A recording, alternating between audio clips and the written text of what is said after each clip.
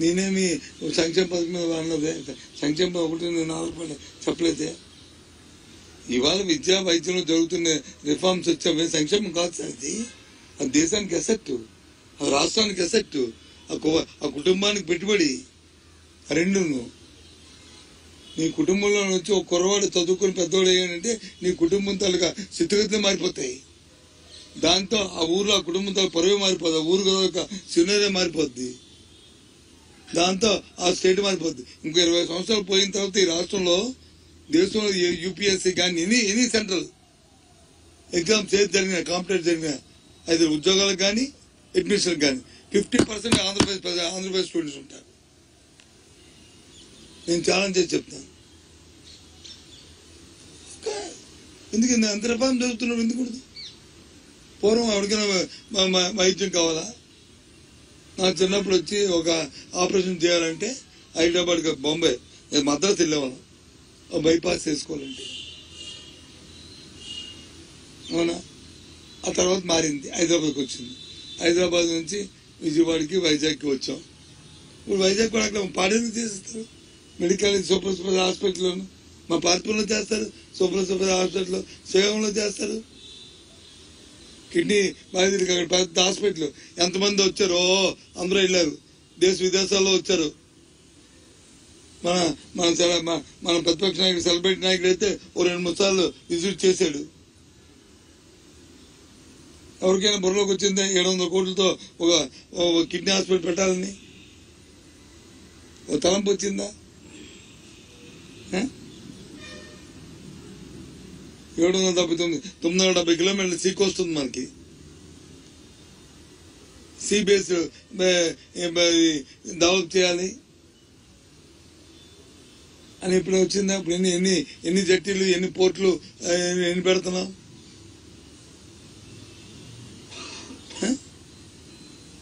కొత్తగా 4 పోర్ట్లు, 10 జట్టీలు, 10 fishing, 4-5 fishing సెంటర్లు. ఇవన్నీ కూడా సహజ సంపద కదా. ఇదేమి ఇండస్ట్రీ పెట్టక్కలేదు, ఫ్యాక్టరీ పెట్టక్కలేదు కదా. సముద్రంలోకి వెళ్ళి ఇచ్చడమే కదా. మన కారిడార్ని ఉపయోగించుకోవడం కదా ట్రాన్స్పోర్ట్కి.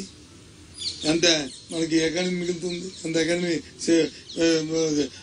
సేవ్ చేస్తున్నాము, ఎంత రెవెన్యూ సంపాదించుకోవడం వస్తుంది ఫ్యూచర్లో. ఇవన్నీ వెల్ఫేర్ కాదే. అది వెల్ఫేర్ పెట్టి ఏదో 3,000 రూపాయలు పెన్షన్ ఇస్తే వెల్ఫేర్ అవ్వచ్చు. కానీ దానివల్ల కూడా వాడి తాలూకు జీవన స్థితిగతులు మారాయి. దానివల్ల కూడా ఆ కుటుంబంతో ఆర్థిక పరిస్థితులు మారాయి.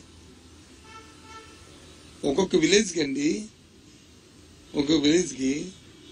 వాళ్ళు అదనంగా వాళ్ళు పెట్టుకుని వాళ్ళు చేసుకున్న కూలి, వాళ్ళు చేసుకున్న ఏదైనా ఉద్యోగంలో వచ్చిన జీతాలు, బత్యాలు అవన్నీ కాకుండా మినిమం 1 కోటి నుంచి 10 కోట్లు వచ్చింది ఒక్కొక్క ఊరికి సంవత్సరానికి. అదే ఆదాయం. అదంతా మరి అది వెళ్తాయి కదా వాళ్ళకి ఆ గ్రామంలో.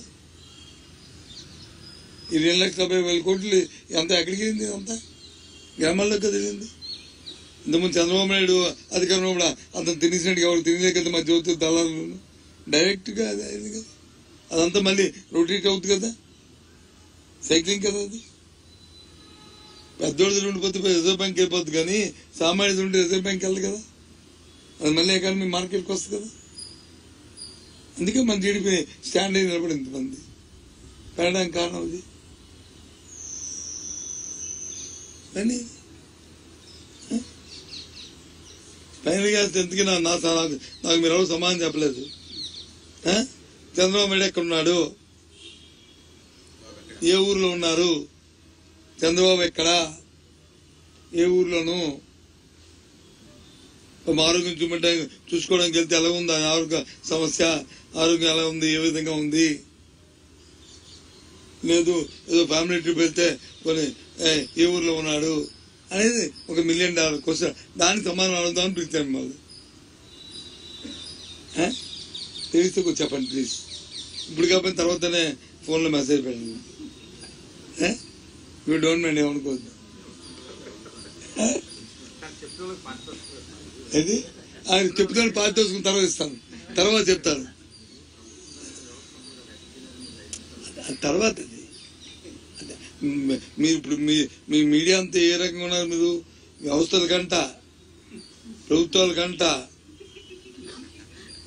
ఎవరైనా మాట్లాడితే వ్యక్తుల కంట అతీతుడు కదా మీ తల భ్రమ, అతీతుడు కదా మీ భ్రమ. అదే అందుకే మీరు చెప్తాను, మరి భ్రమ అనకపోతే మిమ్మల్ని అది చేస్తామంటే మరి మేము వచ్చి ఇంట్లోకి వెళ్ళిపోదాం.